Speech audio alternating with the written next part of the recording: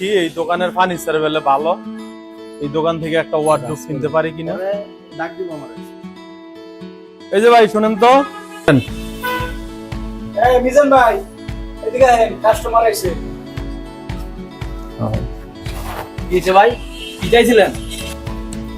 ভাই এই যে ওয়ার্ডরোব চাইছিলাম, বড় ওয়ার্ডরোবটাই আপনাদের দোকানে? হ্যাঁ আছে, আপনার 5 ফুটি 6 ফুটি সব আপনারা পাইবেন, ঠিক আছে? কোথায় একটু দেখান দেখি। সামনে খুব স্পেশাল মালারি আছে। আচ্ছা আচ্ছা চলেন।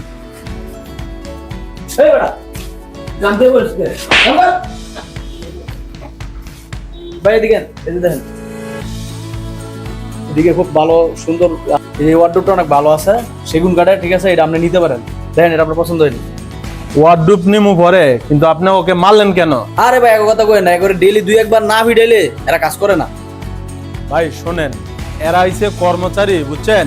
এদেরকে মাইরা তো আপনি কাজ আদায় করতে পারবেন না, এদেরকে বুঝায় কাজ করাই দইব, কারণ ওনারা কাজ করে দেখে আজকে আপনি মহাজন হইছে। তো ফার্নিচারের অনেক সুনাম শুনছি, সেজন্যই আসছিলাম একটা ফার্নিচার কিনতে। আইসা যেটা দেখলাম, আপনার তো ব্যবহারই ভালো না, ধরুন আপনার থেকে মালই নিব না। অনেকেই মনে করে কর্মচারীদের মারলে মনে হয় কাজ বেশি হবে, আসলে তাই না। তাদেরকে একটু ভালোবাসা দিন, দেখবেন আপনার কাজ দ্রুত হয়ে যাবে। ভিডিওটি ভালো লাগলে শেয়ার করে দিবেন।